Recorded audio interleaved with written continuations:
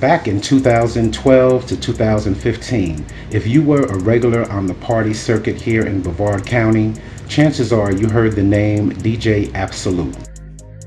DJ Absolute, aka Andrew Burke, literally came out of nowhere to showcase his DJing talents and make people across the region dance to his infectious grooves and party vibes. With an uncanny ability to read a crowd, blend any type of song, and process a superior microphone personality, the name DJ Absolute was synonymous with Brevard County's nightlife. But as quickly as he arrived on the scene, he left, never to be heard from again. But tonight, ladies and gentlemen, we have an exclusive interview with the man himself who, in his eyes, made half of Brevard County dance. You nervous? Yeah. I'm a little bit nervous. I'll give you that. I'm a little bit nervous. I haven't done this. I can't recall ever. But hey, I'm here. Ready to roll. So let's go. Okay, so Mr. Burke, introduce yourself. Yes. Okay. Hi, my name is Andrew Burke, formerly known as DJ Absolute. I am a 48-year-old married father living in Space Coast, Florida, and I'm also a travel business owner. Okay, so I've been doing my travel business thing for almost 3 years now, and because of the work that I was able to do, I was able to retire in August of 2018 after only 2 years in that business. Okay, and since I've retired, I live my life now with ultimate freedom, and I can go anywhere and do anything I want. And my mission in life now is to show others how to do the same thing that I've done and get them on the same path. So when you say ultimate freedom, what does that entail? Okay, so to me, ultimate freedom is three things. Okay, there's financial freedom, and which means that you have unlimited money to be able to cover your basic costs and anything else that you might need.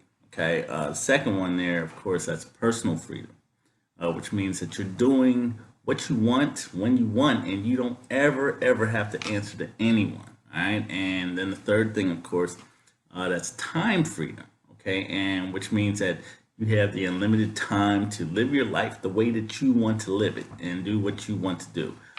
So most people, we have to go to work and we have to live check to check. So, we'll never experience an ultimate freedom lifestyle. But then there's others that may have, I don't know, maybe one or two of those three things. But to have all three, yeah, that's very difficult to have all three at the same time. But it's possible. Okay, well, you know what? Give us an example of that. Okay, for instance, doctors.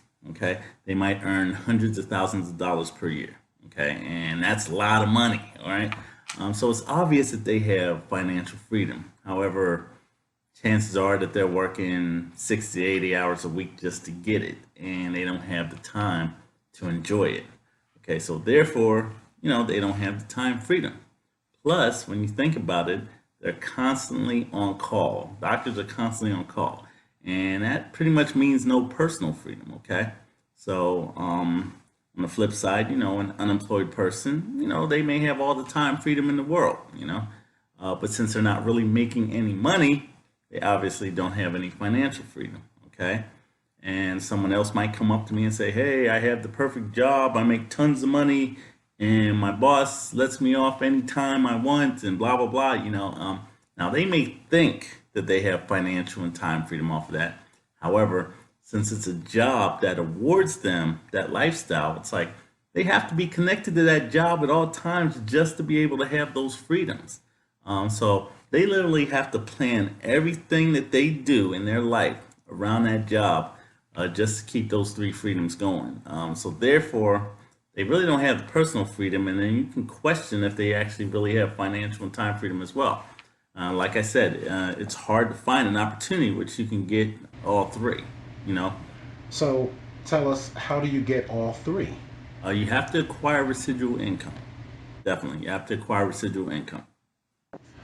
Okay, interesting. Now we're going to go back to that in a second. But first, we need to talk about the reason why we are having this interview in the first place, and that is about why you got out of DJing while you were literally on top of your game here in the Space Coast area. So let's start at the beginning. How long have you been DJing? Ooh, oh man.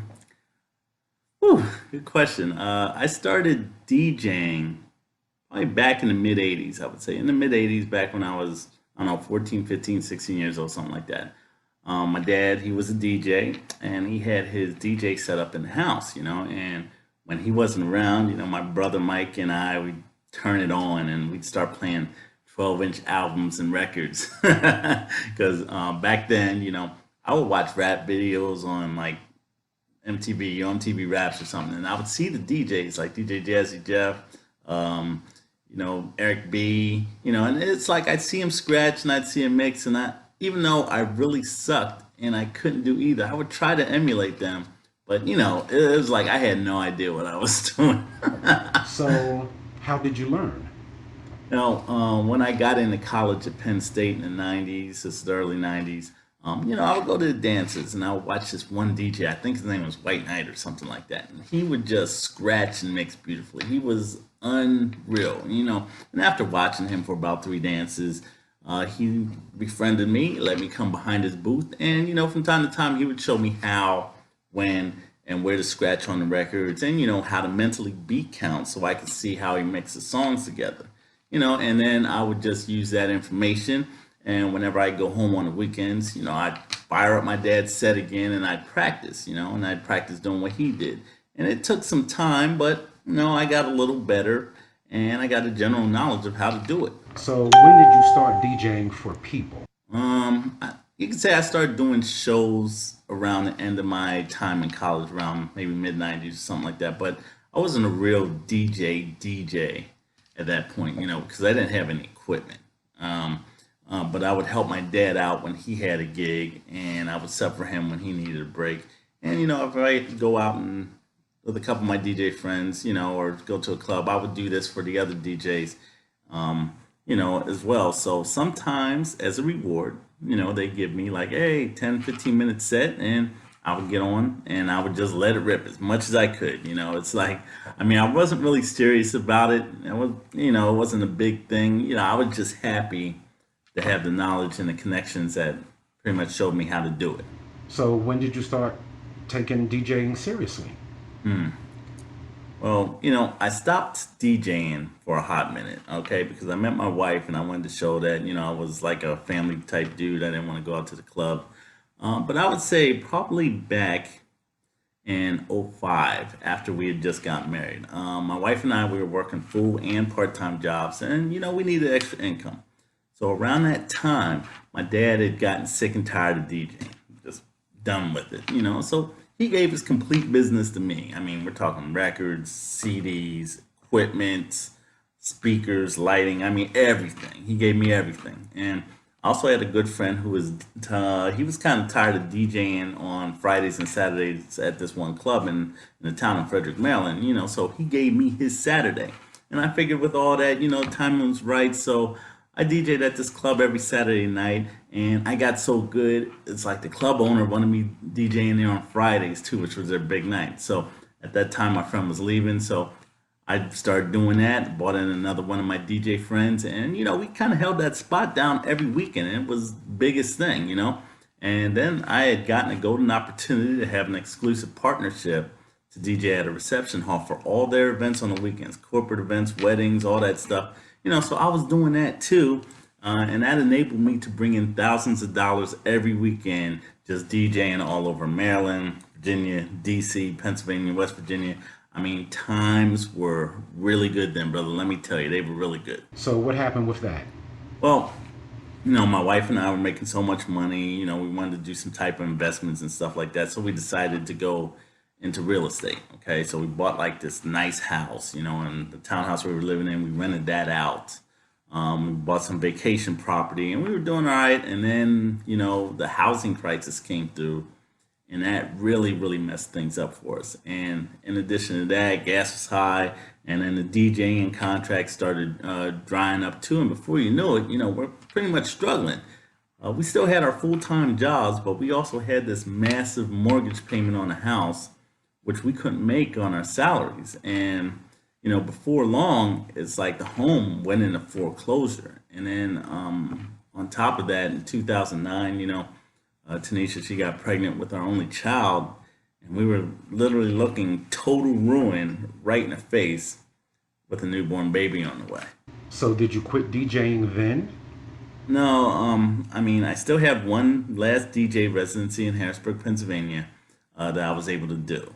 Okay. However, since our newborn was going to be the first baby born in her side of the family in like 30 years, her mom and stepdad, they were already living down here in the Space Coast.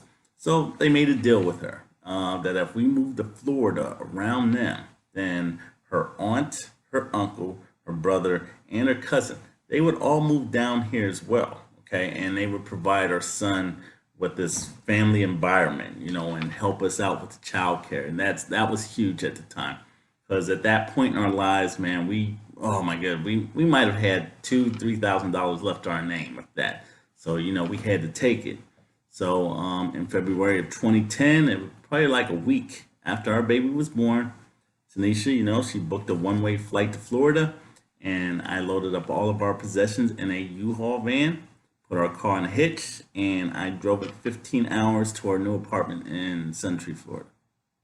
You know, losing our home like that and having to move my wife and our newborn son down here to Florida was one of the saddest days of my life because I was always centrally located to the mid-Atlantic, and I pretty much felt like a failure. So what happened when you got down here in Florida? Well, we can only afford, I can only afford to move them in, since Tanisha, she didn't have a job. I had to go back up to Pennsylvania and continue to work until she found one, and that took her like 2 months. And during that time, I was a shell of myself. A good friend, he let me stay in his apartment for free, but I was in that bedroom every day after work, just playing video games on the PS3, and I miss my wife and I miss my son so much. I was really mentally checked out, and it got so bad that I even got like a bad case of shingles on my back. Couldn't eat, couldn't sleep. I felt like giving up, but they were the only things that kept me moving. I would write to him a couple of times per week because I really missed him, and she would send me little videos of the baby every now and then, give me some calls, try to encourage me through this hard time, and that did get me through. And of course, being able to hang out with my dad on the weekends after I DJed at the club, that got me through as well. He was a real benefit on that. And pretty soon, by the time I started getting a little bit better, Tanisha, she found a job as a night receptionist at a hospital, and I put in my 2 week notices at the work, and I put in my 2 week notices at the club. But the hardest thing about leaving Pennsylvania, though, it wasn't the job and it wasn't the club. It was leaving my dad because he and I are like this, and that was without a doubt the hardest thing I ever had to do in my life. I did not want to leave him, but I also knew that I wanted my son to grow up with a father figure in his life. So when I left, my dad was crying, I was crying, and the only thing that I could say to him was that, one day I was going to find a way to be able to come back to Harrisburg anytime I wanted, and we'd always be together, And what's crazy about at that time, I didn't know how I was going to do that. I didn't have any money, didn't have any life. And it's like I had nothing at all up there except for him and my brother and my sisters. And it was the only thing that I could think of. It was a platitude just to try to ease the pain. And can you give me a minute, please? I mean, because every time I Sure. think of that moment. Are you okay? Yeah, I'm good. I'm good. Okay, so you left your dad in PA and now you're down in Florida. I take it this is where the legend of DJ Absoluut emerged. Well, not exactly. All right. So when I got down here to Florida, I couldn't find a job to save my butt. Okay. No one was willing to hire me. Granted, Tanisha had her job. Okay, but she was working from like, I don't know, like 2 to 10, some really stupid hours. And so I had to basically stay home with the baby and take care of him, And even with her working, her job, we still didn't have enough to cover the rent. We didn't have enough to cover our basic needs. I mean, there were times when I would have to reach out to my dad. My dad came through and he covered our rent for us, and her mom, it's like reach out to her, and she gave us extra money to buy baby supplies like diapers and formula. And then times we would have money in our account, it wasn't enough to cover bills that were coming out, and then we get bombed by overdraft fees from the bank, and we have negative balances. It's like, oh my gosh. I mean, at that time, it felt if anything could go wrong, it went wrong. Trust me. I mean, times were extremely bad for us, but eventually I was able to find a job at a call center, just to try to help make ends meet. And between me and you, it's like I really hated that job. Don't ever get a job at a call center unless you absolutely need it. It's the worst.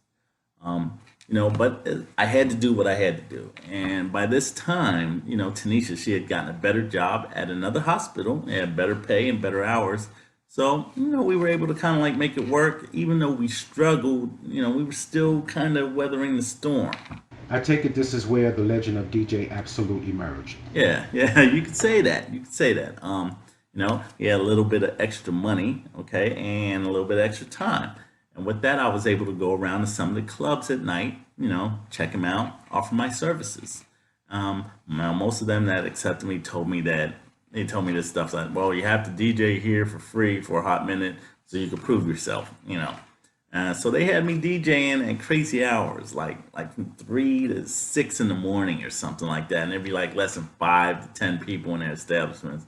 But, keep in mind, I had a child to think about and I needed to get paid, and when I worked up the courage to tell these people like, hey, I can't DJ for free, I gotta get paid, they either told me like to leave or they might have only offered me up to $25 for a whole night, and that's peanuts.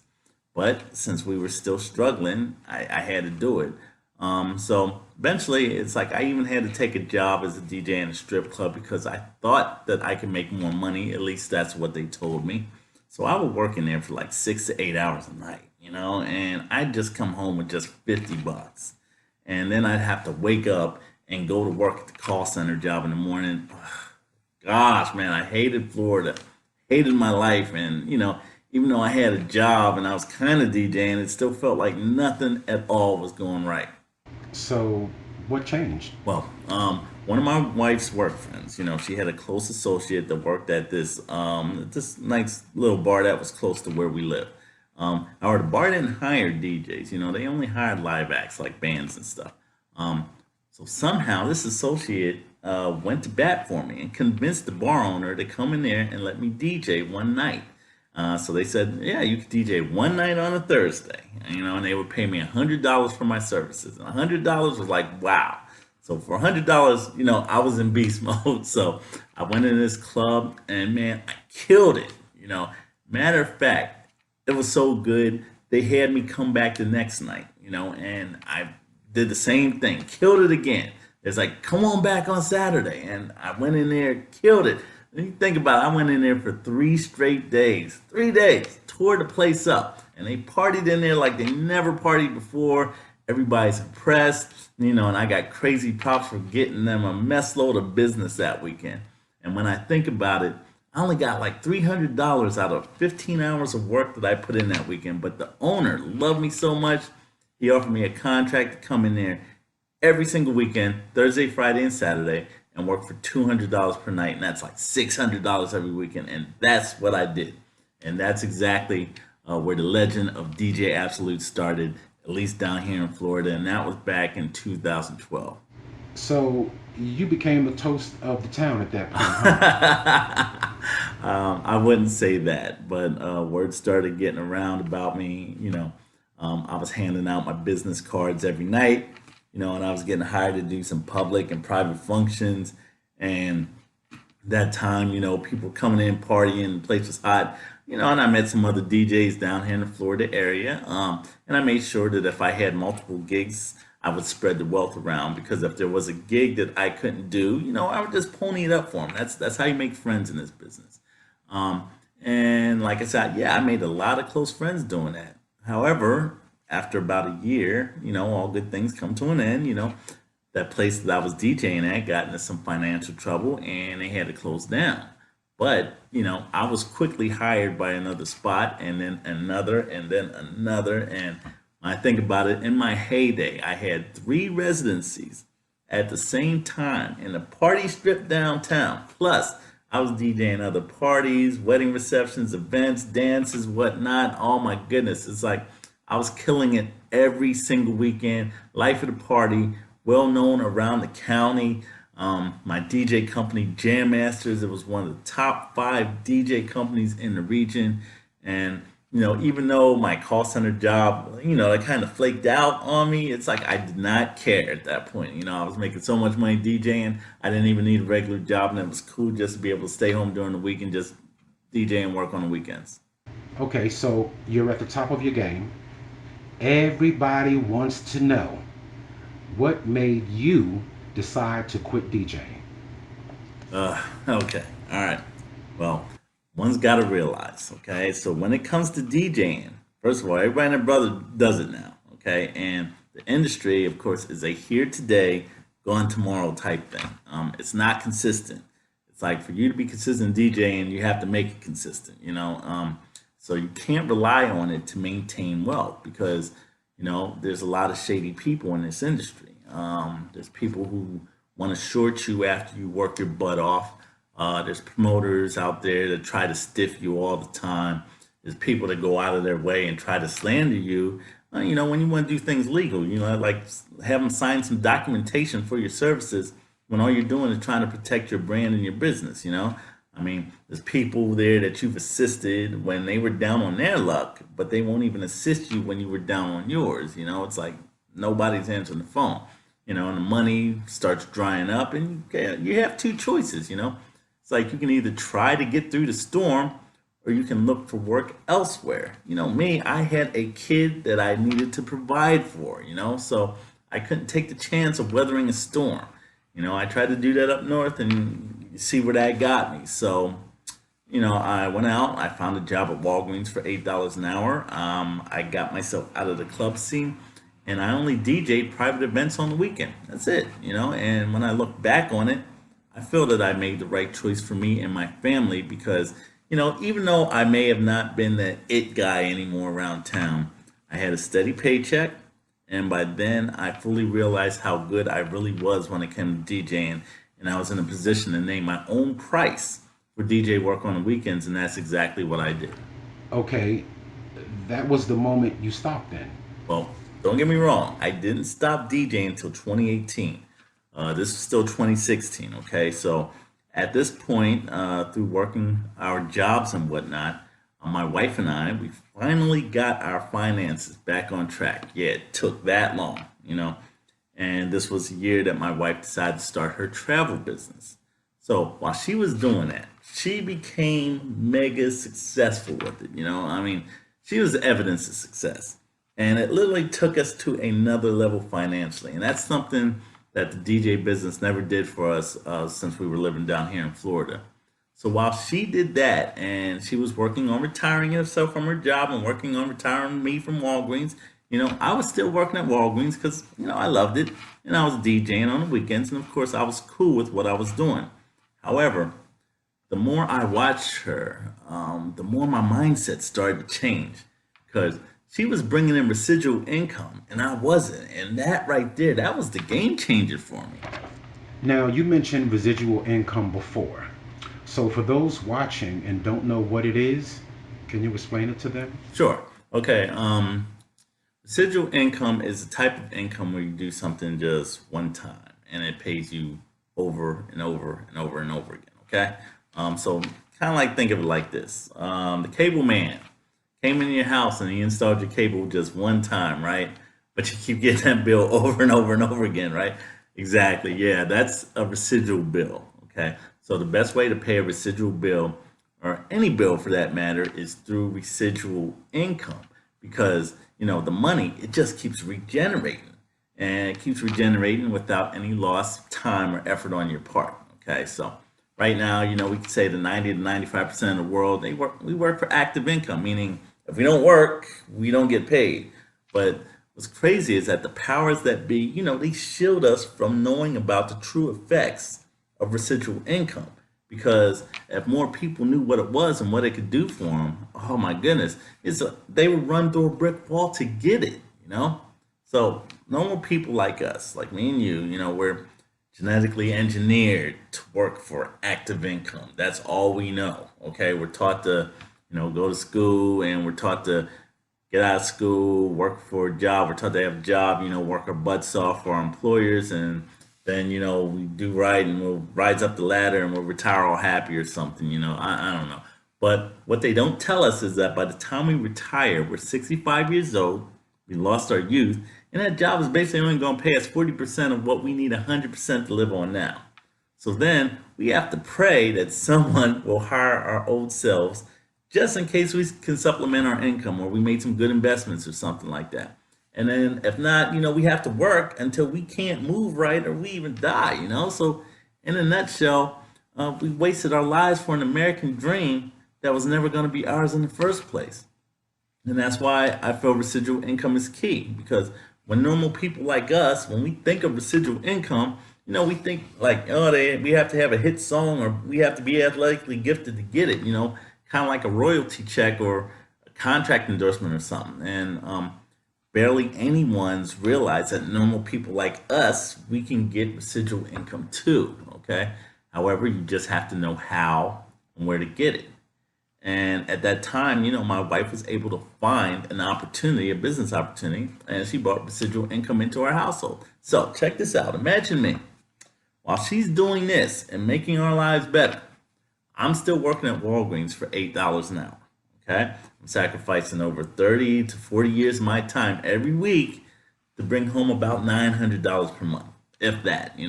But by this time, my wife and her travel business, they're bringing that same amount home residually every single month, and she doesn't even have to get up off the couch. Seriously. Likewise, when it came to DJing, one of the things I always love to tell people, how my minimum price for DJing an event was $100 an hour, because that's what I felt I was worth. I wouldn't even leave the house for less than that. And I would tell them that, hey, I would do a 4-hour gig, and I would come out anywhere with $400 to $800 just for 4 hours of work. And people's mouths would drop open. They would like swear I was rich and I was making money like a fat rat. But then I started thinking of that too. Okay, I'm looking at my wife and thinking that too. It's like, was I really doing 4 hours of work for that money? If you think about it, it could take me an hour to load up and drive to the event, an hour to set up, 4 hours to play the event, an hour to break down, and another hour just to drive back home and unload the stuff. So even though I think I'm getting $100 an hour for the event, in essence, I'm really only getting $50 an hour. Okay. And if I add in the time that it takes throughout the week to prep for the event, with music downloading, event preparation, location scout, and all that stuff, that actually drops that figure down to maybe $20, $25 an hour, if that. But as I'm doing that, okay, here's my wife, bringing in $900 a month residually without even getting off of the couch. Okay, here's my wife, who in February 2018 was able to retire from her job because of the money she was bringing in on her business opportunity.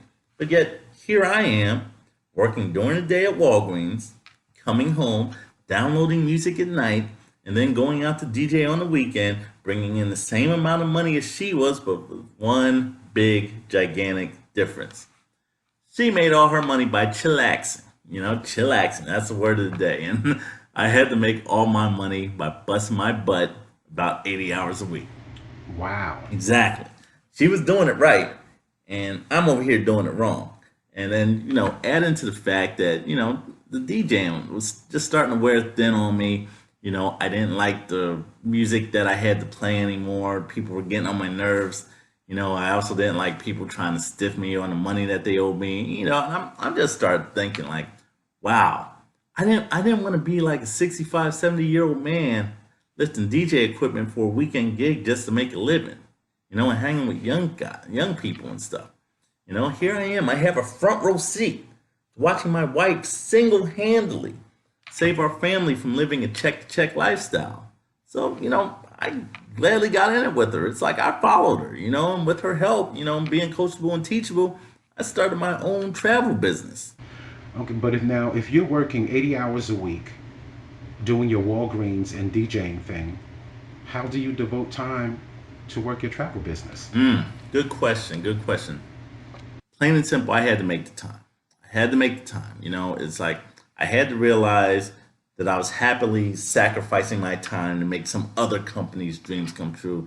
No disrespect to Walgreens, but that's what I was doing.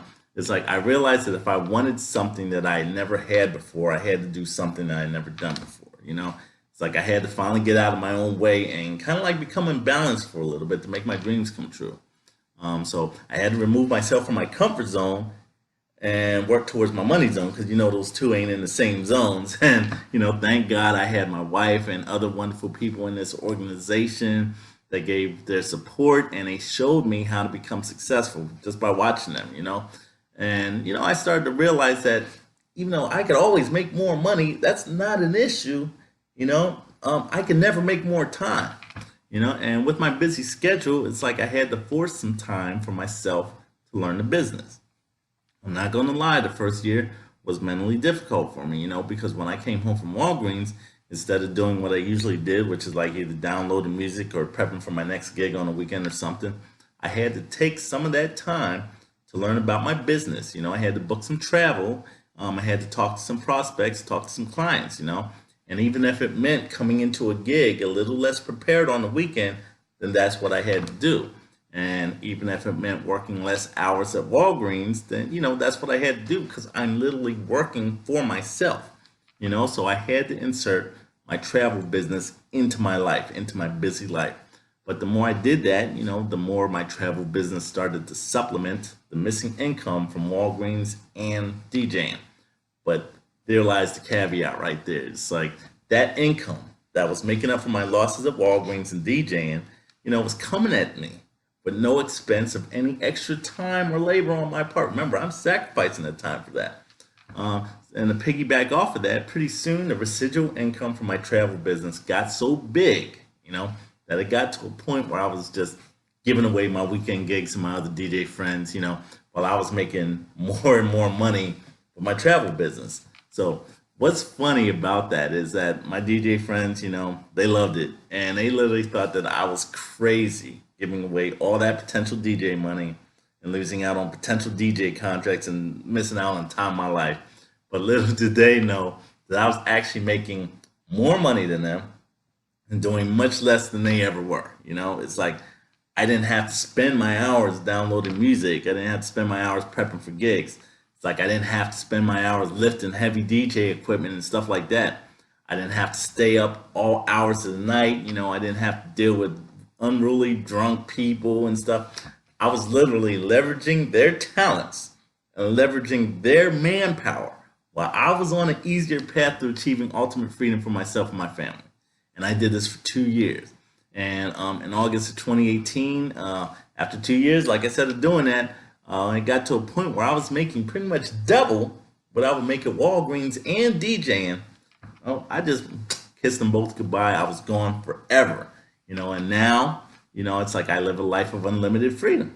I mean, I can basically say I did it, it's crazy. I mean, after doing everything the man told me to do, working my butt off for a job, keeping my head down, never complaining, getting passed over for promotions, and hoping that I could actually get some type of raise that can get me to another level, which never, ever, ever came.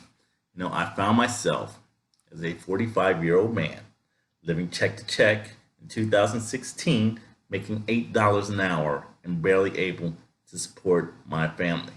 But that same year, I went against the grain. I did my travel business for just 2 years and I achieved so much more. Okay, but why travel?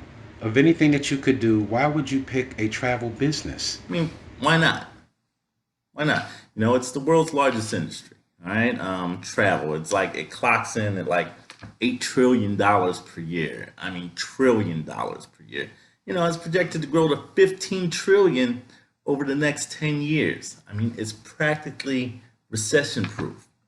Everything leads back to it. Everything we do in life leads back to travel. I mean, seriously, I'd be stupid to not want to get involved on the money making side of the world's largest industry. I mean, think about it. It's bigger than retail, bigger than health and wellness, bigger than energy, bigger than pretty much everything. Plus, it gives you ultimate freedom and allows you to live a lifestyle that most people dream of, which is what I'm doing now. You got to follow the advice of billionaires. You know, Warren Buffett, he said it best. Whatever you love, make it your hobby. But whatever the world loves, make it your business. So, I love travel. You love travel. The world loves travel. Everybody loves travel. I mean, I just had it mixed up all these years, like seriously, DJing? Come on. You think that I could DJ an event one time and keep getting paid for that over and over and over again, like residual income? But seriously, let's think about this. Since everyone is traveling or basically wants to travel, doesn't make sense just to get paid on what everybody's doing anyway. So that's why. Well, you have a good point. Now, you've been in the travel business coming up on 3 years now. What have you achieved so far? Oh, okay. Well, for starters, you remember when I said that I made that promise to my dad that I'd be able to come back and visit him anytime I wanted? Yeah, I can do that now. I'm in a position where I can help my friends and I can help my family financially if I desire to do that. I was able, of course, to retire from the workforce, which I said. Been able to buy a new house, buy 2 new cars, have a 5-figure savings account, been able to maintain an 800 credit score. Let's see here, pay off all my school loans, became debt free, travel extensively all around the world, surround myself with 6-figure money earners and millionaires and people on that same path. I have all my bills on auto pay, and of course, the most important thing to me is that my business is now generational. It's like I was able to stop my family's generational wealth gap in its tracks, and my son and his children and his children's children, they'll never ever have to work a day in their lives for anyone unless they want to, because of a $200 decision I made to own a travel business. And on top of that, it's like I'm free to teach others how to do the exact same thing that I've done and get them to this level as well and even past me. So I feel like through this business opportunity, I can change the world, and that's what I'm doing, one family at a time. And thanks to our company's vision, thanks to my wife, and thanks to this wonderful business opportunity, I'm now a middle-aged 48-year-old man, and I can look directly into that camera right there, and I can say, I did it. I did it. And it only took me 2 to 3 years. Amazing story, Andrew. I have 2 more questions for you.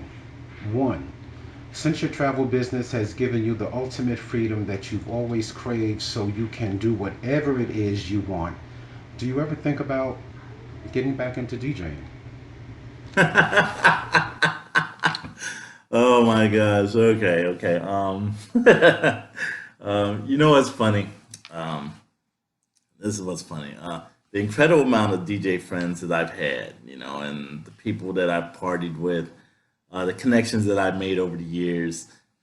I can go out now to a club or a party scene, and I can still look at them now. They're still there. I can still see them doing the same exact thing that I did years ago, and what's crazy is that it makes me think, because, you can't take this away from me because I've been where they're at, I know what that type of lifestyle is like.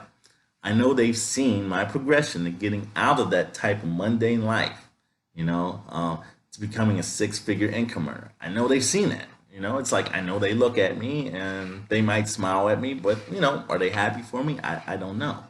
I don't know. Do they wish they could have done the same thing that I did? I'm pretty sure they do, but I don't know. I don't know. But what I do know is that for some reason, I feel that they're content just being in that place in their lives right now. For some reason, perhaps they're scared to make that jump. Perhaps they just want to continue to be the life of the party. they just got to see the vision for themselves like I did, you know. And who knows how long that's going to take. It's different times for different people.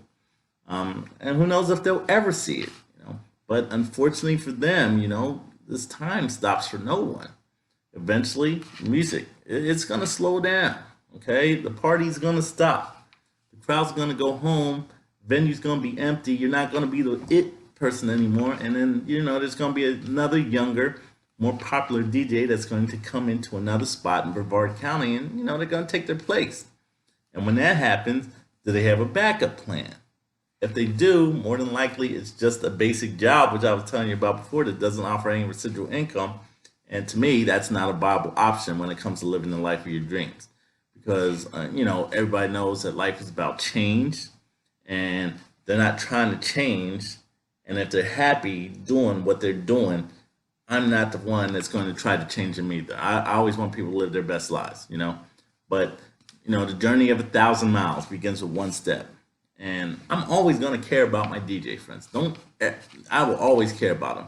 And if any of them, and any one of my friends or family for that matter, you know, they want to take that first step, they see what I'm doing, they want to take that first step and do the same thing, they can just come up to me. I will be honored to show them how it's done, and I will guide and coach them on that same path to success like I'm taking right now. But as for me, this is my life, okay? There's no DJing, you know, no mixing, no scratching, no MCing, no lifting equipment, you know, none of that, you know? It's like I found a way to make the most sustainable income in the easiest way possible in the quickest amount of time. And now I have financial, personal, and time freedom. Like I said, I did it. Amazing, Andrew. I did it. Simply amazing. Okay, last question. Thank you for your time today. One more question. If you ever decide to throw a party at your house or someone else's house, will you hire a DJ, a band, or will you do it Come just on, yourself? man. Oh my gosh. All right. So that's funny. That's funny. You know, well, of course, it depends on the type of party, of course. But hey, you know, I would hire a DJ. You know, like I said before, you know, it's all about leverage. And I would leverage their time, their talent, and their resources while me and all my guests, you know, we partied the night away off the work that they're doing, you know. But this time, you know, after the party's over, I won't be the one breaking down equipment, you know. It's like I'm going to be the one chillaxing in the other room, you know, knowing that the money that I just paid the DJ with, I'm going to be getting back in like a day or so, baby. Residual income. All right. Thank you. Thank you. Yeah. We're Yep, done? that's Good. it. We're done. All right. Bye-bye.